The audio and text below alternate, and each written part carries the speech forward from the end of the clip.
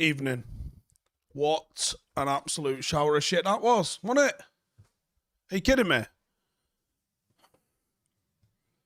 So, everyone, United are into the next round of the FA Cup. All right, that's the positives out of the way. How much of a job has Ralph got in his hands here, lads? Because I'm going to be honest with you. Here's the problem, right? When you bring somebody in as interim, there's an expectation that they're able to deliver something in the immediacy. And when they're not, you're like, what's the point? Now, I know that the point might be the person that we wanted is not available. And I reckon you're looking at a 2-horse race, possibly with a 3rd horse waiting in the wings with a German accent, should you not be able to get either of the first 2 ones that you want. But I think Ten Hag and Pochettino are probably going to be the ones that you're looking at as Manchester United manager from summer onwards, with Ralph as a possible backup should we not manage to get anyone else over the line. Now, here's the problem. Ralph's supposed to be making an impact in there beforehand. And like I said, I've said it so many times that the job managers do is overrated by most people. Generally, competent managers don't really do a lot. Really, really bad managers. And in most people's head, you're either amazing or shit, but you're not. 80% of managers probably live in the fat of the bell curve, which is, yeah, they're all right. They kind of know what they're doing. They kind of know how to set up a team. They kind of know how to set up a defense. They kind of know generic attacking patterns. Most managers do. Everyone who's got a fucking FA badge knows the basics that you're supposed to do. And if you're not a complete fucking weapon when you're talking to other human beings that work for you, you're probably going to be able to get some sort of a tune out of them. So what makes a good and a bad manager? Well, that's the top 5-10% at either end, isn't it? The very, very top ones. You're talking to Alex Ferguson's. They can get more of a tune out of players of lesser stature, and your worst managers, I can't even think who that could be at the moment, that really are less than the sum of their parts. And now some people are going to say, well, United are less than the sum of their parts at the moment. Yeah, and you're probably right. But is that because of the manager? I would say no. And I didn't think it was when it was under Ollie, and I don't think it is now. And I think when you look at Manchester United's team, we have got Bruce. Well, really, Bruce's record compared to fucking what Eddie Howe's doing, and most people would have told you Eddie Howe's pretty good. I don't know if Bruce is as bad as people make out. But anyway, let's not get distracted just yet. We'll get distracted in a bit, but not yet. All right. When you look at United's midfield, when you look at the balance of our squad, it looks like it's been put together by committee almost, doesn't it? Like it's almost not fit for purpose. The one thing I always admired what the owners did at Manchester City was that. So you got several ways of building your squad, right? Let's take the 3 best squads in England at the moment. Arguably 3 of the best squads in Europe. Probably 3 of the top 5 in Europe. I think you'd probably all agree, I imagine. If not, well, all right, cool. Manchester City squad. What is it? It's expensively assembled.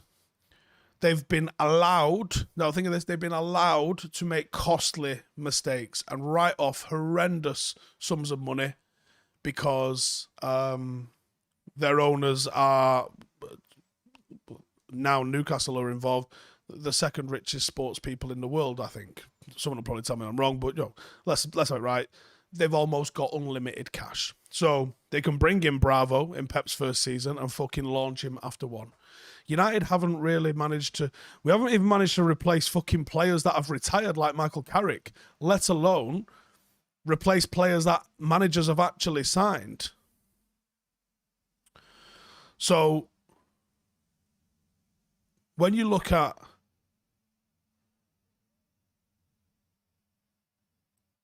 look how many defenders they bought. Just look how many defenders they was allowed to buy for a lot of money. Now, they weren't record-breaking individual prices, but that mounts up time and time again. And they've made some good signings. They have made some good signings, but they've made some really expensive bad ones. And it's not like anyone goes, well, I'm not giving you any more money. They still keep piling it in. Chelsea's been done not quite the same, but a little similar. They've had a lot of expensive players come through the door, some serious over-the-top spending, and a lot of flops. But it's not prevented them from replacing them. Can you imagine United of trying to sign Mendy after we'd bought Kepa for 90 million? Be honest with yourselves. We wouldn't have done. United wouldn't have bought that Mendy after Kepa. We just wouldn't have done. We wouldn't have been allowed to. We wouldn't have brought in Jorginho when we had Kovacic and Kante and fucking Ross Barkley. We wouldn't have done. But some of these teams have been allowed. Now, the flip side of that, and a team that's been relatively successful in recent years, is Liverpool. And Liverpool haven't been able to do what either of those two sides have done. They've, by and large, they've had a couple maybe slightly missed lately, but when they spent big, and it was successful for them. They didn't really spend big on Salah. They didn't really spend big, in the grand scheme of things, on Mane. Jota looks like he's been a relative success that he spent a lot of money on. And there's been a couple of players with, relatively decent sized money, but not mega money. They've not signed Van Dijk and then signed another Van Dijk for the same sort of cash. They've gone a little bit cheaper. One big signing, one small signing, maybe, sort of thing. So there's multiple ways for you to put it together. But when you look at the squad, someone like Wijnaldum's allowed to go, but someone else will come in. Naby Keita came in for a lot of money. So they've got some good signings in and around that midfield. And they've got a nice blend of experience and youth going on. It looks like a squad that's actually been put together with some semblance of thought. Then you look at Manchester United and you go, right, let's go player for player. So David De Gea's been here for 10 years. He's in pretty good form at the moment. Distribution's a little bit of a worry, but okay. He's the highest paid goalkeeper in the world. Okay. Does he justify being highest paid goalkeeper in the world? Probably not, if we're being honest with ourselves, but, it's not the worst decision United ever made, is it, really? That was Sanchez, probably. Okay. Who's our backup goalkeeper? We've got Tom Eaton. He was an academy player. We brought him back this year. He's probably on good money. I'm sure he's all right for the rent. Okay. Does he play? No, not really. Okay, good backup, though. Who's this Lee Grant fellow? Well, he's another backup that we've got. Okay, we've got two backups. Right, all right, sound. What about Dean Henderson? Well, Dean Henderson's another backup that we've got. Right. And he's on about 140 grand a week. Right. That make him what? Probably the third, fourth, maybe fifth highest paid goalkeeper in the league. Yeah. And he sits on our bench, does he? Yeah. Who the fuck sanctioned that? Hey? Why are we paying probably more money and wages to any fucking to goalkeepers than anybody else in the league? Why are we doing that? It's fucking ridiculous. All right, let's go to defence. Let's have a look at defence. Who we got here then? Philip of Jones. Right. Why has he not played for 2 years? Right then. Okay. Phil Jones here for 2 years. He's on 100 and something grand. All right. Okay. Who else we got? Axel Tuanzebe. Why don't he play? Well, we fucked him off on loan at Villa, and then maybe that's the one. All right. Okay. What about Harry Maguire? Well, Harry Maguire, one of the most expensive defenders in the world. Fucking hell, he must be good, right? No, not really. We made him our captain as well, just for a fucking laugh. Right then. Eric Bayer. He looks good. I saw him play once. Yeah, he does, but he don't play more than once a month. Okay. Where's the fucking consistency? Rafael Varane. We got him on a bargain. Maybe we got him on a bargain because he was never going to play 2 games in a row.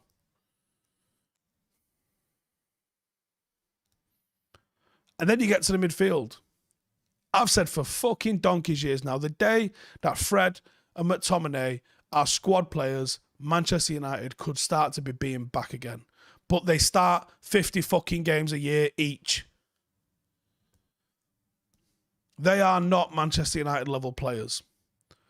They are Phil Neville, Nicky Butt, Darren Fletcher on their good days. They are not your stars. They are the backups to your Roy Keanes and your Paul Scholes and your Ryan Giggs and your Michael Carricks. They are not your main shout. And yeah, McTominay's had a couple of man of the matches recently. Doesn't change what I said. It doesn't. You have Bruno. At the moment, Bruno's numbers, his goals and assists, are as good as any player's goals and assists that I've ever wore a Red United shirt, by far.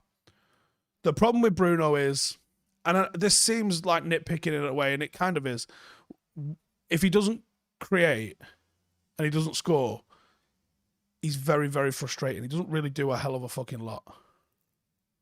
He doesn't.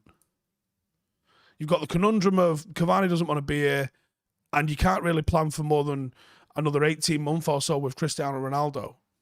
I mean, 6 months might be getting fucking excited. He's certainly not going to be here after 18 months. And today we saw, was Ronaldo the issue? Someone just mentioned Mata in the comments. Fucking Juan Mata's still here. And I'm sure he gets paid pretty good cash. Jesse Lingard had a great spell on loan at West Ham. For whatever reason, either decided to stay or wasn't allowed to leave. And he's still here. I actually thought Ralph would love him.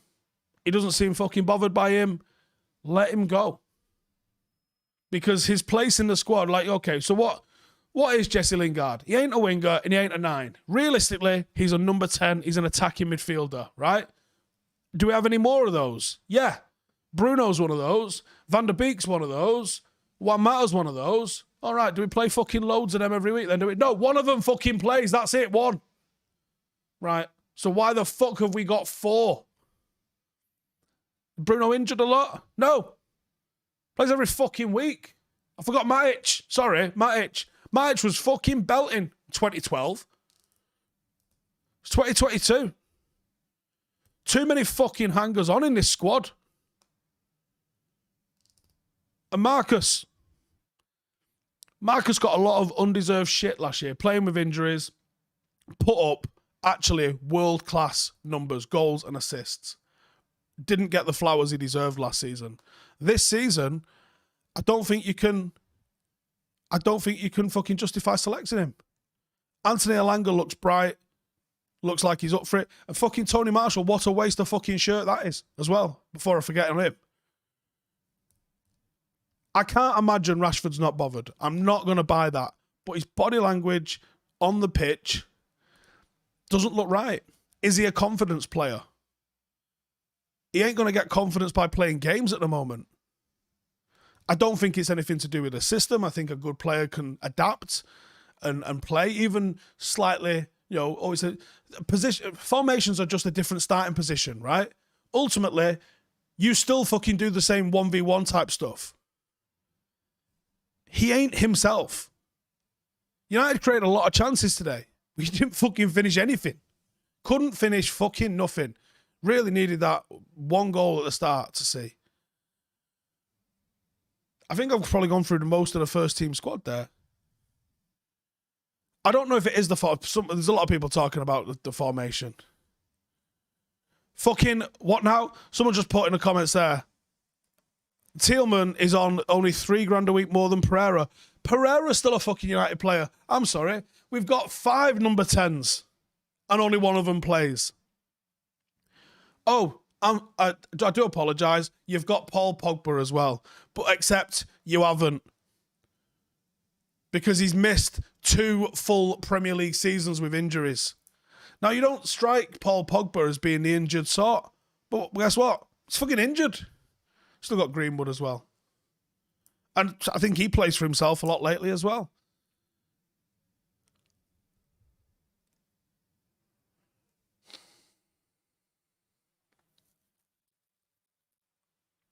Where you go from here, I do not know. I don't, Ralph hasn't done what we expected him to do. But when you go through the 1 to 25 of our fucking squad, is there anybody in this squad that you look at and you go, well, at least he's fucking playing right? No. Not one fucking player. I didn't talk about Wan-Bissaka or Delo or Shaw or Telles, but you know the drill with all of them. They're not fucking playing well at the moment. Now, it's no coincidence that not one player's playing well and overall as a team we're playing like shit. But we look less than asked. All right, De Gea, maybe De Gea. But even him, on the ball,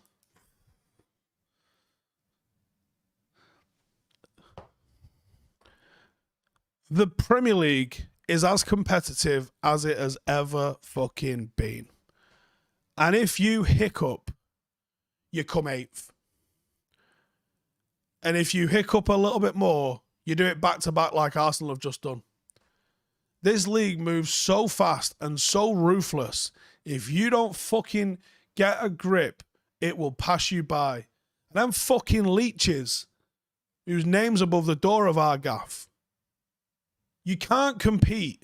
You got Sheikh Mansour saying, I want to be the best team that's ever fucking laced up a pair of boots. Right? All right, fucking hell. It's going to cost you some wedge. He's good for it though, isn't he? Puts his hand in his pocket, goes for it, tries to appoint the right people. And here's the important thing. Appoints to people like Bajiristen and Soriano and then gives them the authority and the funds to go and build a club in their image of exactly what they want to fucking do. What do we get? You get Ed Woodward playing football manager with our fucking club. You're a fucking banker, mate. And that's not a euphemism. And that's not rhyming slang. You're literally a banker.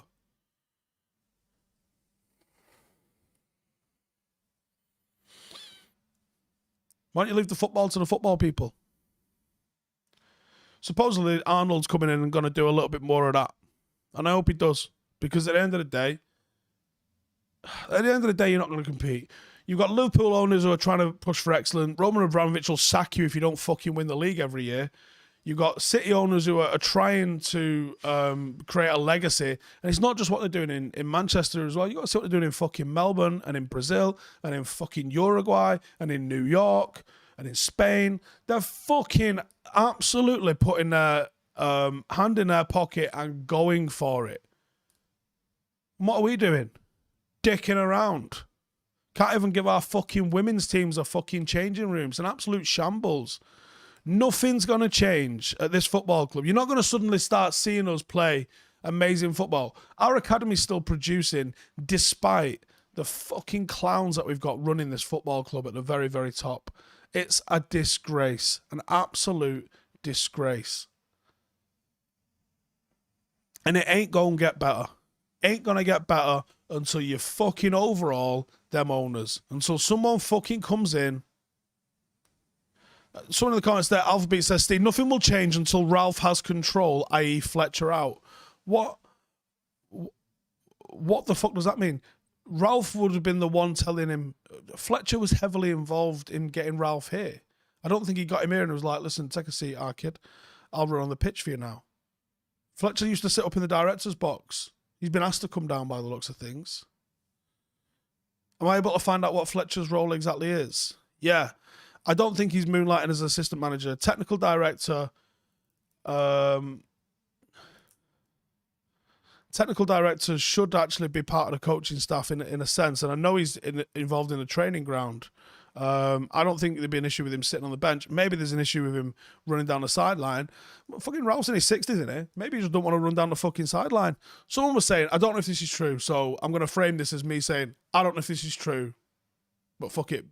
Ben said to me, this was the case. It's that fucking Chris Armas hasn't got any coaching badges. That can't be true, can it? I know he was running coaching seminars. Surely he's got coaching badges. Do you know what? Alanga looked all right, didn't he?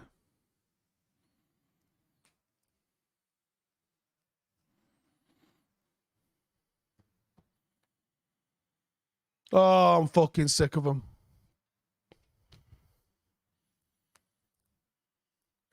People in the comments saying Ragnick's not that good as a coach. Well, he might not be the fucking Messiah. He's not a miracle worker. All of these lot playing as fucking shit as they are. Would I drop Marcus? Yeah. And I reckon there's a reason that you didn't see, Ronaldo and Sancho probably. They're probably going to start. I don't fucking know. Yeah, man down. We need help. Playing 2 number 6s is shit. It's not really. It really isn't. Our inability to pass from one number 6 to the other is more shit. Anyway, yeah, buzzing. We're in the next round, aren't we?